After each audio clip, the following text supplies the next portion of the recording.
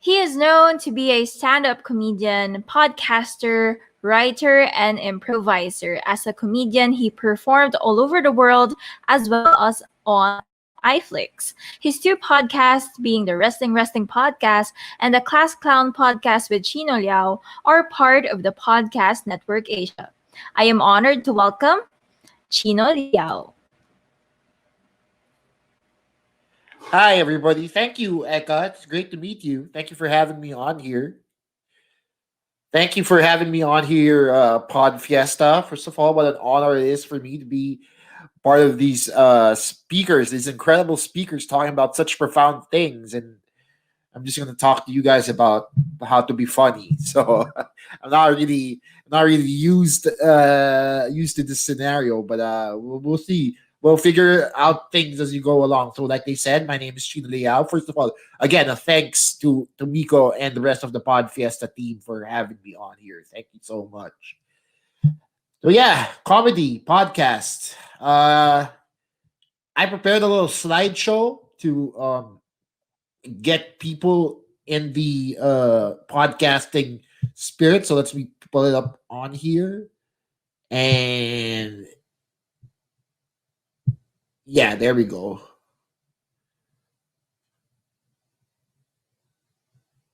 All right. Okay. Getting used to technology. There is always a learning curve. Are you guys seeing what I'm seeing?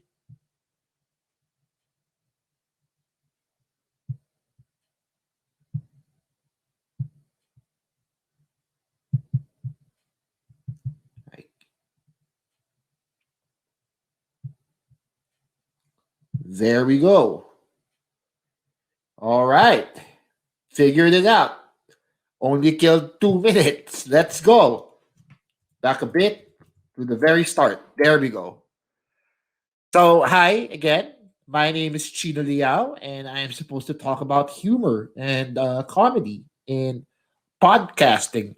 But before we get ahead of ourselves, what is humor essentially? And oh, it's not that. Sorry, I just got this template off the internet. So there's going to be a lot of things that don't make sense. But humor is essentially this defined in the dictionary, right? It's the quality of being amusing or comic, especially in literature or speech. It's a mood or a state of mind. Um, and these are the things that we're trying to focus on here, this, especially this second one. But what exactly does that mean?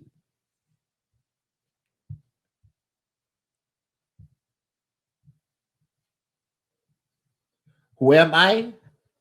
I am Chino Lia. Again, this is just from the internet. I forgot to release that part. But I'm a stand up comedian. I started in 2008. I am also an improviser. I started in 2012. I have performed all over the world and I started podcasting in 2020 as a response to this pandemic. So basically, everything written on here is a mistake.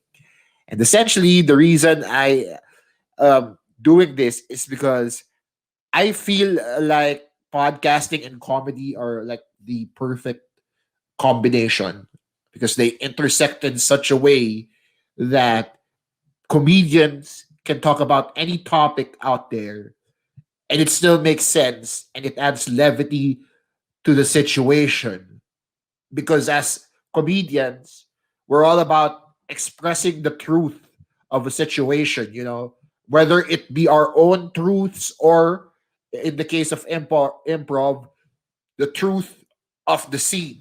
So there are different ways that we can go about explaining this, which again I will tackle after as we go along. So why do you need to be funny? Like I said, you need humor to add levity to a situation.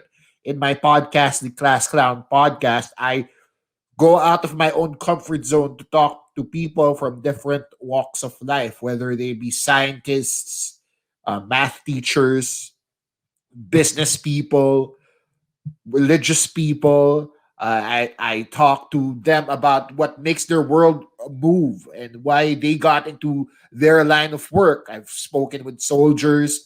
I've spoken with sneakerheads, just basically every single person under the sun.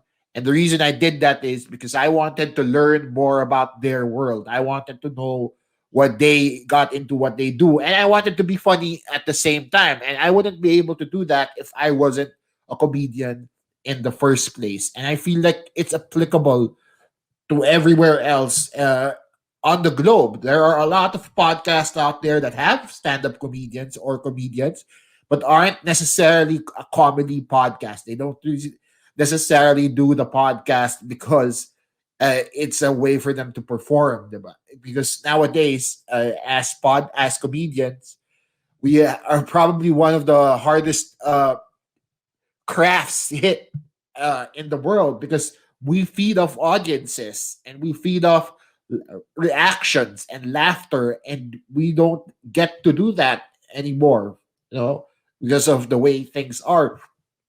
So podcasting has allowed a lot of us to explore that avenue and to, in fact, even go deeper than all of that. With comedy, you have a point of view. That's the thing that you try to express whenever you do stand up, whenever you perform improv. There is always an angle or approach that people take, and it's developed through your comedic voice. Now, to get there, you have attitudes, and these are just basic joke lessons here. I'm not going to teach people how to create jokes on the spot here because it's not what it's about. But essentially, your points of view come from the four attitudes from Judy Carter's book, the Stand-Up Comedy Bible or the Comedy Bible. The first one is angry. How whenever a comedian says, "You know what I hate?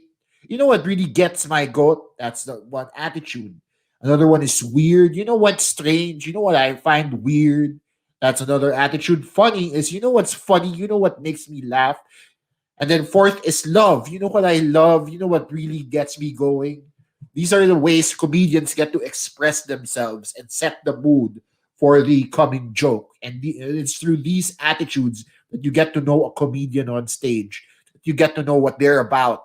And essentially, when you have this same attitude, you bring it over to the podcasting side of things because you express what you love. You express how you hate, what you find weird, and for my case at least, I try to learn more about it.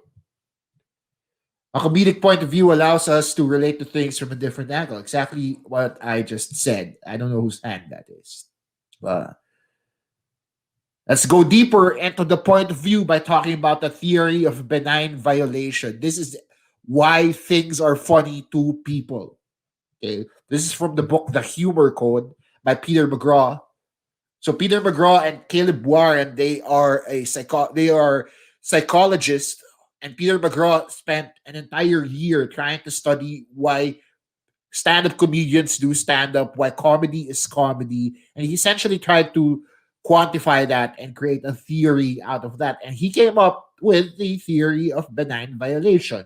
So for you to meet this theory, there are three situations that need to happen at the same time.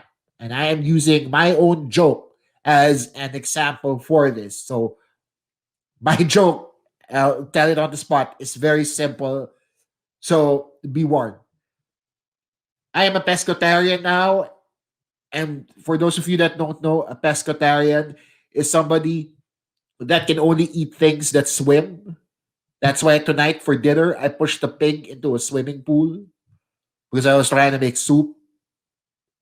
So let's take the premise of the joke about being a pescatarian. That is the benign situation. It's normal. It happens every day. That's what they mean when they say a situation is benign. The violation occurs when I push the pig into a swimming pool because naturally, when you do that, the pig will drown. Right? Maybe. I don't know. I haven't tried. But I assume it'll drown. And hence the violation. But when it happens both at the same time in the context of a joke, then that to us is funny. That is why people laugh at the joke. Or I hope you're laughing if you're listening to this right now. In essence, what I'm trying to get at here is because we see things in such a weird angle. Like, how did I even think of pushing a pig into a swimming pool? How did I write that joke? In essence, the reason that I think this way is because of comedy, and it's because of this skewed way of looking at the world that I allow myself to talk to people from other branches of life. I do a wrestling podcast as well, like where we talk about professional wrestling, and it's not the easiest thing to talk about because it's a very niche market. But at the same time, because I am more open to opportunities, because see things from a different angle, doing stand up, doing comedy for so long, I am able to approach these things in a not so intimidating fashion. Podcasting with a sense of humor allows us to relate to any topic from a different perspective. We're just reiterating the same point here, but these are some comedians with podcasts who aren't all about the comedy. So for the first one, we have the last podcast on the left. It is an interesting podcast because they are essentially three comedians who talk about the macabre. They talk about murders and phenomenon and mysticism and all that, and it's all done by stand-up comedians. The second one is Beautiful Stories from Anonymous People, which is Chris Gethard's podcast, and he just talks to random strangers on the phone. He doesn't even know who these people are, and he has a sincere, intimate conversation with them for about an hour. And he doesn't get their names. He doesn't even ask them where they live or what they do for a living. It just becomes an organic conversation. And I feel like if you were anything other than a conversationalist or a person who talks to large crowds for a living, a situation like that would be intimidating for you. In fact, this very scenario, this very podcast, is why I was inspired to do the Class Clown. It's one of the reasons I started doing the Class Clown podcast. And finally, we have Unspooled, which is a movie podcast uh, where we have Paul Shear, who is a film star and comedian who does a movie reviews. He talks about movie reviews with a film critic. And yes, he is an actor, so I guess there's that background, but he's also a comedian. He didn't go to film school. He didn't study film making for as a degree, but he still is able to talk about movies in that different scenario. And it's pretty funny as well. And I'll throw a fourth one on here. The BBC's You're Dead to Me is a history podcast with comedians on it. Comedy and history don't often mix, but on You're Dead to Me, they do. And it's very, very funny. I suggest you guys go out and listen to that one as well. The second aspect of this scenario is honesty. I don't know whose dad this is, but he's on there now. Researchers in Australia have related humor to a high cognitive and emotional ability, right? That it's from a Newsweek article in 2020. So basically, what happens is they've found that people who have a sense of humor, have a good, healthy sense of humor, are both have higher IQs and higher EQs, emotional quotients, than people who just don't. So what I'm trying to get at here is we go back to trying to tell authentic stories, like your previous speaker says. We go back to trying to relate to people from a different aspect. You try and also get your own point of view out there. The only way you can do that is if you're honest with the situation, is if you acknowledge the situation for what it is, and if you acknowledge the truth in yourself. As an improviser, we are taught to always express only the truth, okay, of yourself, of the scenario you're in, to be present and to be in the moment. And yes, that's honesty adjacent, because if you aren't able to to acknowledge the situation that you're in right now, you won't be able to push the scene forward. And that, in a sense, is why honesty and comedy go hand in hand. And even in podcasting, you have to do the same thing.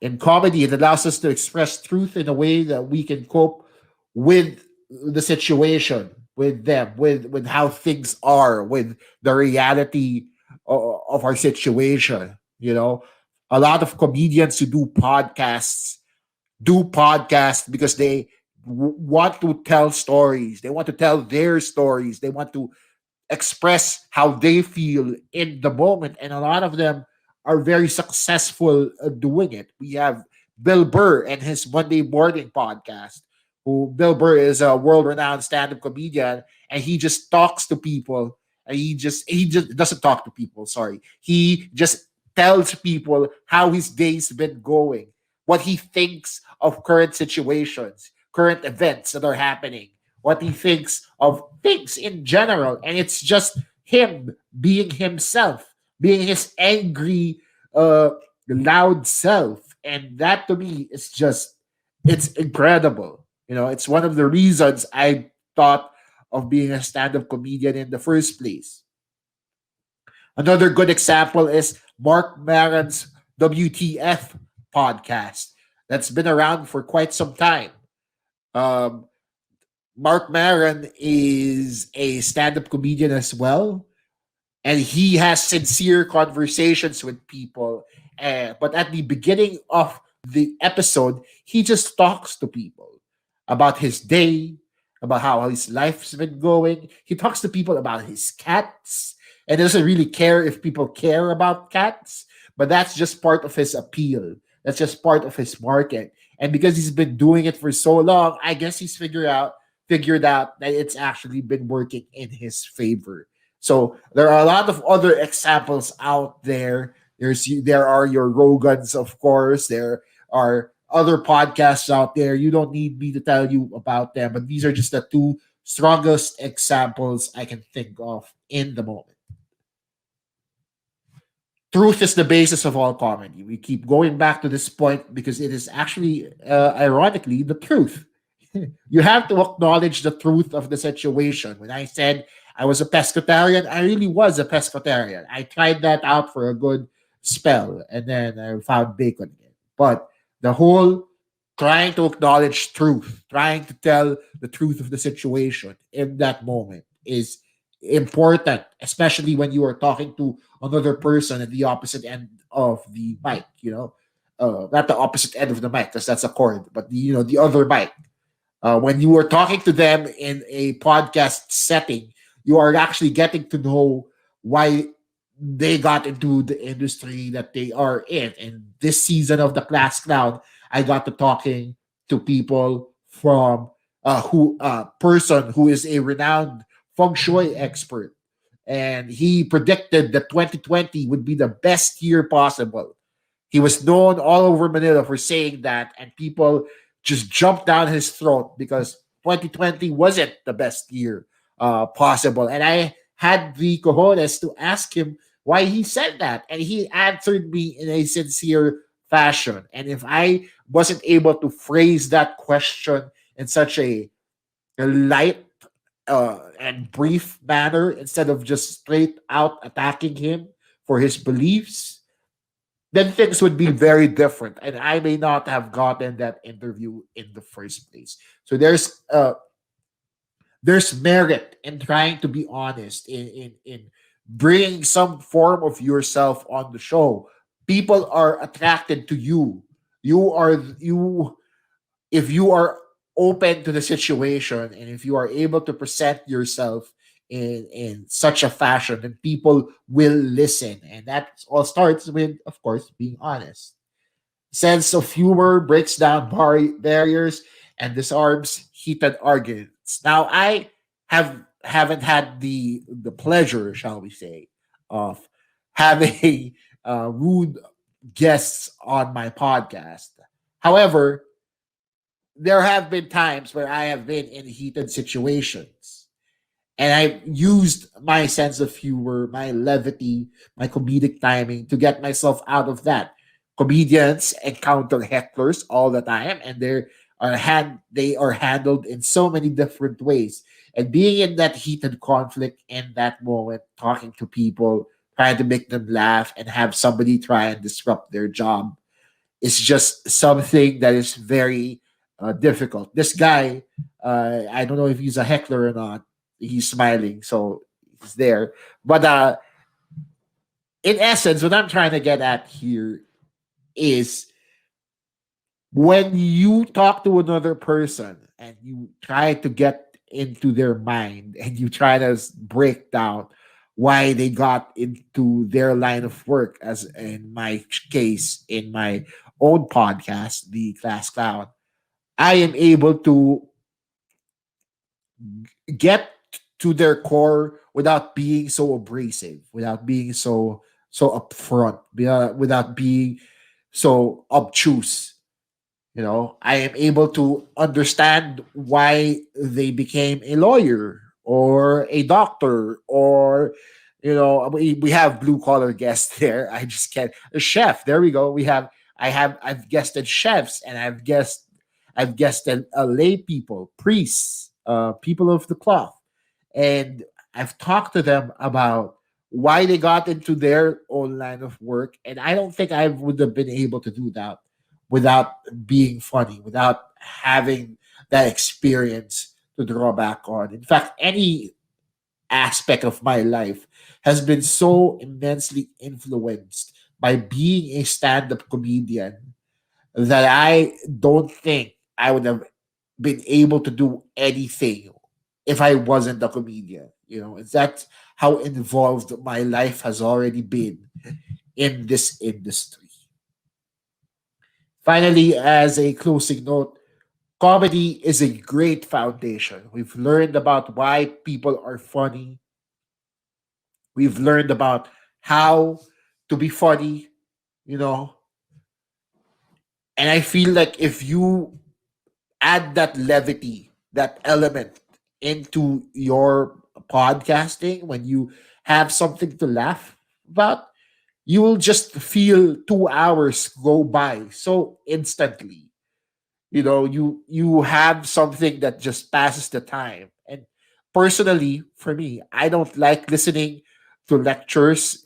So whenever I feel like something gets a little too serious, I zone out immediately. I just pass out pass out right then and there. But when it's something light, something that can pass the time, it aids my work. It keeps things breezy. It allows me to carry on with the rest of my day. And I feel like comedy is a great way to express yourself in that manner. Is comedy hard? Sure, it's hard. Anything you really want to learn is hard, right? Like even riding a bike. I don't know how to ride a bike, and it scares the hell out of me. So I feel like everything is hard, but with a little patience, with a little understanding, with a little know how, there are resources out there that can help you find your own definition of funny. So that's essentially what I'm trying to get at. What is your definition of humor?